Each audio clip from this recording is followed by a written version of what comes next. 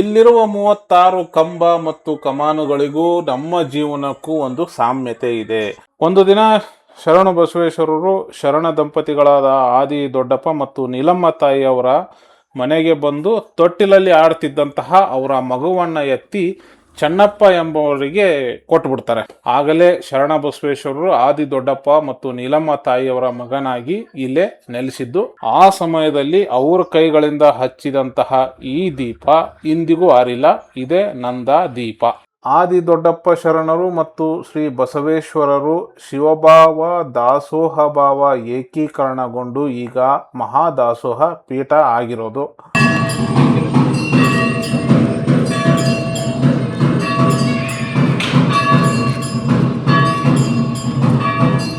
ಶರಣ್ರಿ, ಎಲ್ಲರಿಗೂ ಶರಣಾರ್ಥಿ. ಇವತ್ತು ನಾ ಬಂದಿನಿ ಕಲಬುರ್ಗಿಗೆ ನಾ ಬಂದಿರತಕ್ಕಂಥ ಫಸ್ಟ್ ಪ್ಲೇಸು ಕಾಣಿಸ್ತೈತಿ ನೋಡ್ರಿ, ಶರಣ ಬಸವೇಶ್ವರ ಅವರ ದೇವಸ್ಥಾನ. ಬಸ್ ಸ್ಟ್ಯಾಂಡಿಂದ ಬಸ್ಗಳ ಫೆಸಿಲಿಟಿ ಐತಿ. ರೈಲ್ವೆ ಸ್ಟೇಷನಿಂದ ಸ್ವಲ್ಪ ಪ್ಯಾಸೆಂಜರ್ ಆಟೋಗಳು ಓಡಾಡ್ತಾವೆ. ಈಗ ನಾನು ಒಂದು ಆಟೋ ಹೊತ್ಕೊಂಡು ಇಲ್ಲಿಗೆ ಬಂದು ಇಳ್ಕೊಂಡಿದ್ದೀನಿ. ಶರಣ ಬಸವೇಶ್ವರ ದೇವಸ್ಥಾನ. ನಮ್ಮ ಚಾನಲ್ ಸಬ್ಸ್ಕ್ರೈಬರ್ ಅಂತ ಸಿಕ್ಕು ಮಾತಾಡ್ಸಿದ್ರು ನಮ್ಮನ್ನ. ತಡ್ರಿ, ಶ್ರೀ ಶರಣ ಬಸವೇಶ್ವರರ ಈ ಮಹಾದಾಸೋಹವನ್ನ Mother Teresa, APJ Abdul Kalam ರಂತವರು ಮೆಚ್ಚಿದ ಸರ್ವಧರ್ಮ ಕೇಂದ್ರ ಇದು. ಶ್ರೀ ಶರಣ ಬಸವೇಶ್ವರರು ಕಲಬುರ್ಗಿಯನ್ನ ಈಗಲೂ ಒಂದು ಕಡೆಯಿಂದ ಕಾಯ್ತಾ ಇದ್ದಾರೆ ಅನ್ನೋದು ದೃಢವಾದ ನಂಬಿಕೆ. ಇಲ್ಲಿರ್ತಕ್ಕಂಥದ್ದು ಅದು ಕೇವಲ ದೇವಸ್ಥಾನವಲ್ಲ, ಜೀವನ ಕ್ರಮ. ಆದಿ ದೊಡ್ಡಪ್ಪ ಶರಣರು ಶ್ರೀ ಶರಣ ಬಸವೇಶ್ವರರವರು ಲಿಂಗೈಕ್ಯವಾದ ಬಳಿಕ ಶೀಘ್ರದಲ್ಲೇ ಅವರ ಸಮಾಧಿ ಮೇಲೆ ದೇವಾಲಯವನ್ನ ನಿರ್ಮಿಸೋದಕ್ಕೆ ಪ್ರಾರಂಭಿಸ್ತಾರ. ಪೂಜಾ ಶರಣ ಬಸಪ್ಪ ಅಪ್ಪ, ಬಸವಣ್ಣ ಅಪ್ಪ, ಪೂಜಾ ಲಿಂಗ ಬಸಪ್ಪ ಅಪ್ಪ, ಪೂಜಾ ದೊಡ್ಡಪ್ಪ ಅಪ್ಪ ಅವರ ಕಾಲಕ್ಕೂ ದೇವಾಲಯ ನಿರ್ಮಾಣದ ಕಾರ್ಯ ಮುಂದುವರ್ಕೊಂಡು ಬರ್ತೈತಿ. ಇವರೆಲ್ಲ ಕಟ್ಟಿದ್ದು ದೇವಸ್ಥಾನ ಅಲ್ಲ, ಅದೊಂದು ಜೀವನ ಕ್ರಮ. ಶ್ರೀ ಶರಣ ಬಸವೇಶ್ವರ ಅವರ ಜೀವನ ಘಟನಾತ್ಮಕ ಶಿಲ್ಪಗಳಿಂದ ಕೂಡಿರುವ ಈ ಗೋಪುರ ಒಟ್ಟು 5 ಅಂತಸ್ತುಗಳನ್ನು ಹೊಂದಿದೆ. ಲಿಂಗಾಚಾರದ ಉತ್ತಮ ಮೌಲ್ಯಗಳ ಅಭ್ಯಾಸ, ಶಿವಾಚಾರ್ಯದ ಎಲ್ಲೆಡೆ ಒಳ್ಳೆಯದನ್ನೇ ಕಾಣುವ ಅಭ್ಯಾಸ, ಗಣಾಚಾರದ ಸಮುದಾಯ ಕಲ್ಯಾಣ ಪ್ರಜ್ಞೆ, ಭ್ರಾತ್ಯ ಆಚಾರದ ದಾಸೋಹ ತತ್ವ, ಈ ಪಂಚಾಚಾರದ ತತ್ವವನ್ನು ಈ ಗೋಪುರದ 5 ಅಂತಸ್ತುಗಳು ಬಿಂಬಿಸಿದರೆ, ಪಂಚಾಚಾರಗಳನ್ನು ಅನುಸರಿಸುವ ಮೂಲಕ ಮನುಷ್ಯನು ಶಿವಸ್ವರೂಪವನ್ನು ಪಡೆಯುತ್ತಾನೆ. ಅದನ್ನು ಶೂನ್ಯ ಸಂಪಾದನೆ ಎಂದು ಕರೆಯುತ್ತಾರೆ. ಶೂನ್ಯ ಶಿವನ ಸಂಕೇತವಾಗಿದೆ. ಶೂನ್ಯಾಕಾರದಲ್ಲಿರುವ ಕೊನೆಯ ಹಂತವು ಈ ಸಂದೇಶವನ್ನ ತಿಳಿಸುತ್ತದೆ. ಶ್ರೀ ಶರಣ ಬಸವೇಶ್ವರ ಅವರಿಗೆ ಗೋಮಾತಾ ಪ್ರೀತಿ ಎಷ್ಟಿತ್ತು ಅನ್ನೋದಕ್ಕೆ ಒಂದು ಪ್ರಸಂಗ. ಶರಣರು ದರ್ಗಾದಿಂದ ಹಿಂದಿರುಗಿ ವಾಪಸ್ ಬರ್ತಿರ್ಬೇಕಾದ್ರೆ ಕಟುಕನೊಬ್ಬ ಗೋವುಗಳನ್ನ ಕಡಿತಿದ್ದ. ಆ ಕಟುಕನಿಗೆ ಈ ವೃತ್ತಿಯನ್ನ ತ್ಯಜಿಸಲು ಹೇಳಿ ಮತ್ತವನು ಜೀವನೋಪಾಯಕ್ಕೆ ದವಸದ ಅಂಗಡಿಗಳನ್ನ ಇಡೋದಕ್ಕೆ ಹೇಳಿದ್ರು.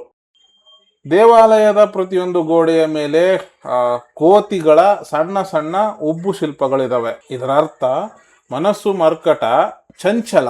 ಆದ್ದರಿಂದ ಭಕ್ತಿಗೆ ಮನೋನಿಯಂತ್ರಣ ಅತ್ಯವಶ್ಯವಾಗಿದೆ ಅನ್ನೋದು ಇದರ ಸೂಚಕ. ಈ ಗರ್ಭಗೃಹದಲ್ಲಿ ನಮಗೆ ಒಂದೇ ರೀತಿಯ 2 ಮುಖಗಳು ದರ್ಶನ ಆಗ್ತವೆ.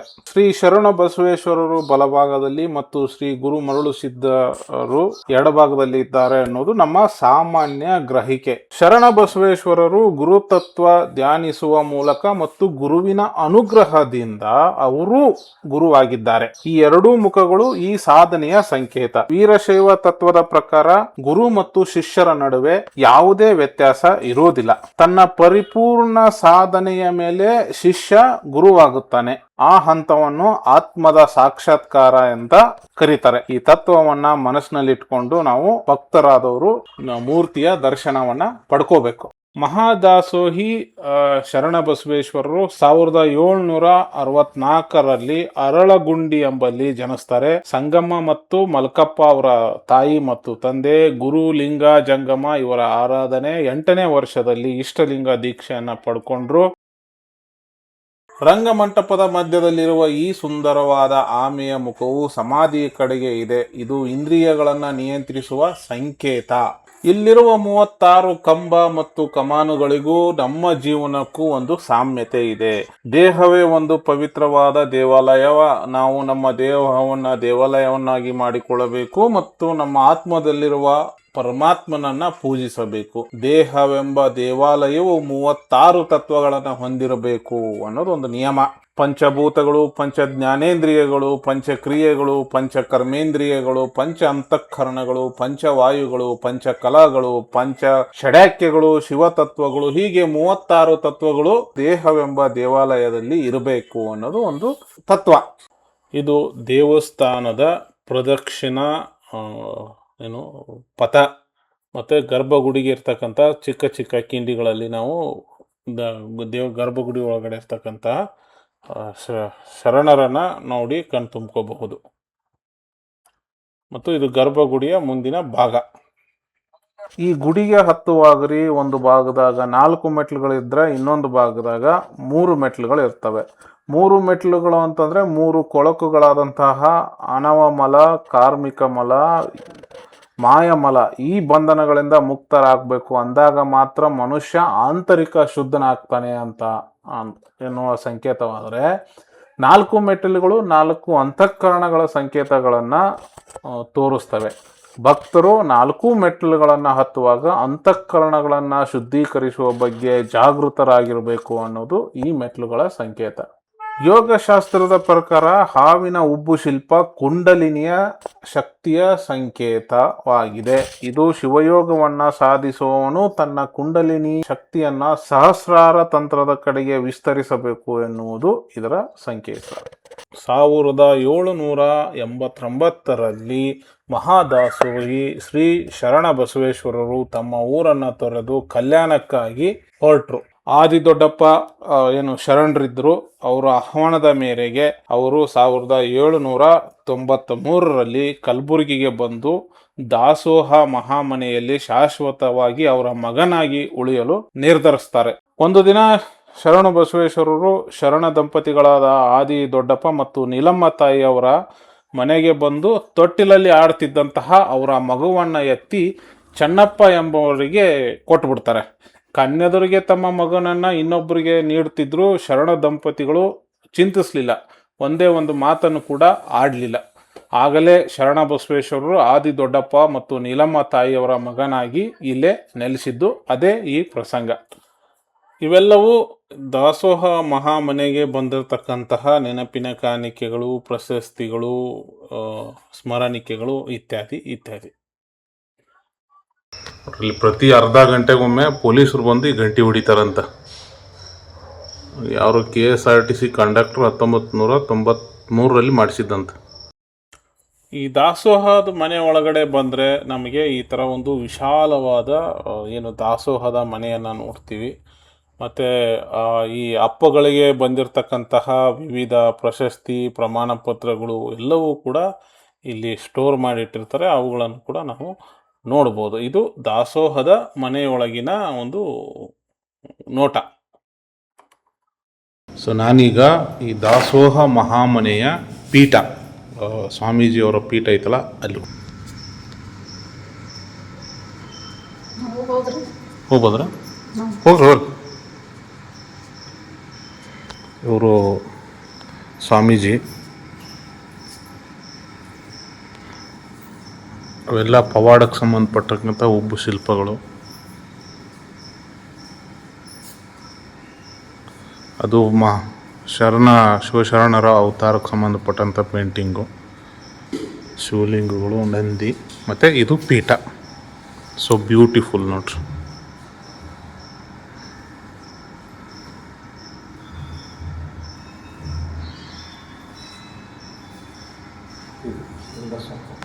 ಇದು ಬಸಪ್ಪ ಅವರು.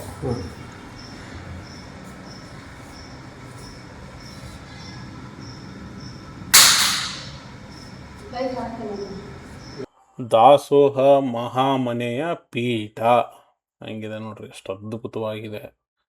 ಸೊ ಬ್ಯೂಟಿಫುಲ್ ಇದಂತೂ. ನೋಡೋದಕ್ಕೆ ಕಣ್ಣು ತುಂಬಿ ಬರ್ತದೆ ಈ ತರಹದ ಒಂದು ಸಾಮಾಜಿಕ ಕಾರ್ಯಗಳನ್ನು.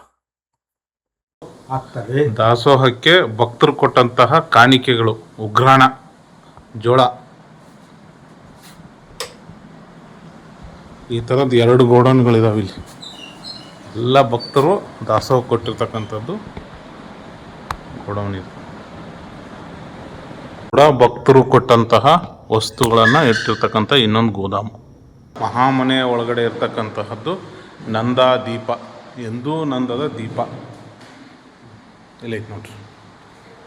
ಮಹಾದಾಸೋಹಿ ಶರಣಬಸವೇಶ್ವರರು 76 ವರ್ಷಗಳ ಕಾಲ ಜೀವನವನ್ನು ಎಲ್ಲೆಡೆ ಶಿವತತ್ವ ಪ್ರಚಾರ ಮಾಡಿದ್ರು. ಒಂದು ದಿನ ಅಸ್ತಮಾ ರೋಗಿ ಜಂಗಮರೊಬ್ರು ಬಂದು ತಮ್ಮನ್ನ ಈ ರೋಗದಿಂದ ಮುಕ್ತಿ ಮಾಡಬೇಕು ಅಂತ ಕೇಳ್ಕೊತಾರ.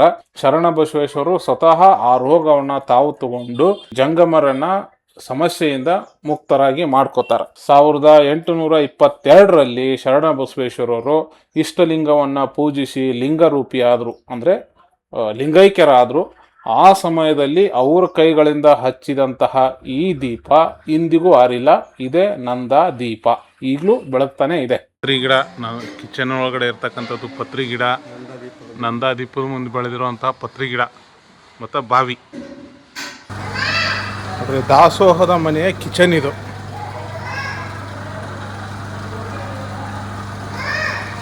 ಸರ್ ಎಷ್ಟಾಗತ್ತೆ ಒಂದು ದಿನಕ್ಕೆಲ್ಲ? 7-8 ಕ್ವಿಂಟಲ್.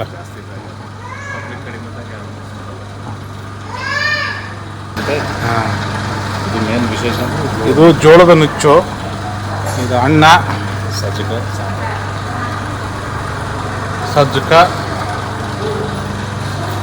ಮತ್ತಿದು ಸಾಂಬಾರ್ ನೋಡ್ರಿ. ಪ್ರತಿ ಅಮಾವಾಸ್ಯೆ, ಸೋಮವಾರ, ಹುಣ್ಣಿಮೆಗೆ ಹೋಳಿಗೆ ಮಾಡ್ತಾರಂತ.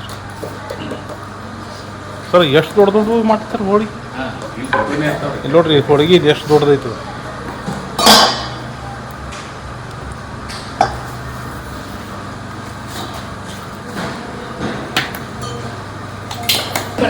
ಹೋಳಿಗೆ ಎಷ್ಟು ದೊಡ್ಡದಿರುತ್ತೆ ಅಂತ ತೋರಿಸ್ತಿದ್ದೆ. ಇದು ಅರ್ಧ ರೀ, ಇದು ಬರೀ ಅರ್ಧ ನೋಡ್ರಿ. ಇದು ಅರ್ಧ ಫೂಟ್ ಐತಿ. ಟೇಸ್ಟ್ ಮಾಡಂತ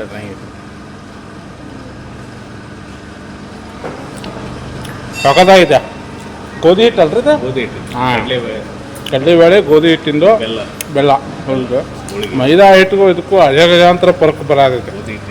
ಮಹಾದಾಸೋಹಿ ಶರಣಬಸವೇಶ್ವರರ ಈ ಪವಿತ್ರ ಸನ್ನಿಧಿಯಲ್ಲಿ ಕುರುಡರುಗಳಿಗೆ ಕಣ್ಣು ಬಂದಿರತಕ್ಕಂಥದ್ದು, ಮೂಕರಿಗಳಿಗೆ ಮಾತು ಬಂದಿರತಕ್ಕಂಥದ್ದು, ರೋಗಿಗಳಿಗೆ ಆರೋಗ್ಯ ಪ್ರಾಪ್ತಿಯಾಗಿದ್ದಂಥದ್ದು, ದುರ್ಬಲರು ಬಲಿಷ್ಠರಾದಂಥದ್ದು ಅನೇಕ ಪವಾಡಗಳು ನಡೆದಿರ್ತಕ್ಕಂಥ ಉದಾಹರಣೆಗಳಿದಾವೆ. ಹೈದರಾಬಾದು ಮತ್ತು ಸುರಪುರ ಸಂಸ್ಥಾನದ ರಾಜರು ಶರಣಬಸವೇಶ್ವರರ ಅವರಿಗೆ ಭಕ್ತಿ ಕೊಡುಗೆಗಳನ್ನು ಕೂಡ ಅರ್ಪಿಸಿದ್ದರು. ಆದಿ ದೊಡ್ಡಪ್ಪ ಶರಣರು ಮತ್ತು ಶ್ರೀ ಬಸವೇಶ್ವರರು ಶಿವಭಾವ ದಾಸೋಹ ಭಾವ ಏಕೀಕರಣಗೊಂಡು ಈಗ ಮಹಾದಾಸೋಹ ಪೀಠ ಆಗಿರೋದು. ದಾಸೋಹ ಮಹಾಮಠದ ಗೋಶಾಲೆ.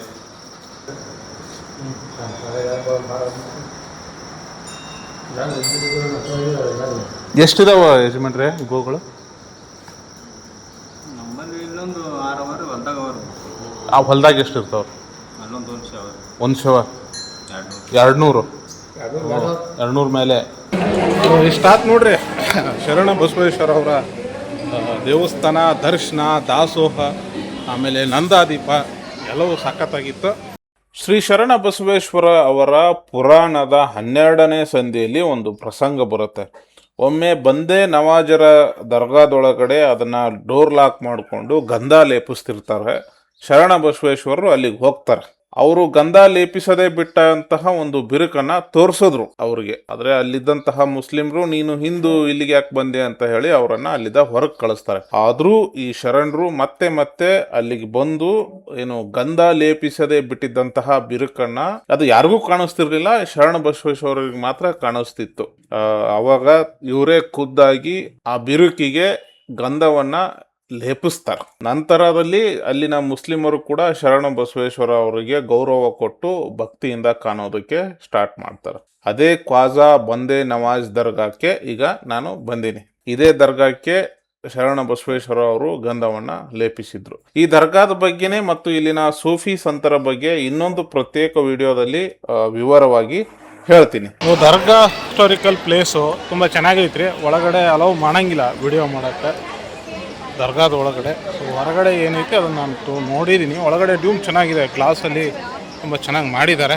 ಇದೇ ರೀತಿಯ ಇನ್ನಷ್ಟು ಐತಿಹಾಸಿಕ ವಿಶೇಷ ವಿಶಿಷ್ಟ ಪೌರಾಣಿಕ ಸ್ಥಳಗಳ ಬಗ್ಗೆ ನಿಮಗೆ ಮಾಹಿತಿ ಗೊತ್ತಿದ್ರ ಅಥವಾ ಅಂತಹ ಸ್ಥಳಗಳ ವಿಡಿಯೋ ಮಾಡಬೇಕು ಅಂತ ಅನ್ಸಿದ್ರೆ ದಯವಿಟ್ಟು ನನ್ನ ವಾಟ್ಸಪ್ ನಂಬರ್ಗೆ ಒಂದು ಮೆಸೇಜ್ ಮಾಡ್ರಿ, ಖಂಡಿತವಾಗ್ಲೂ ಬರ್ತೀನಿ.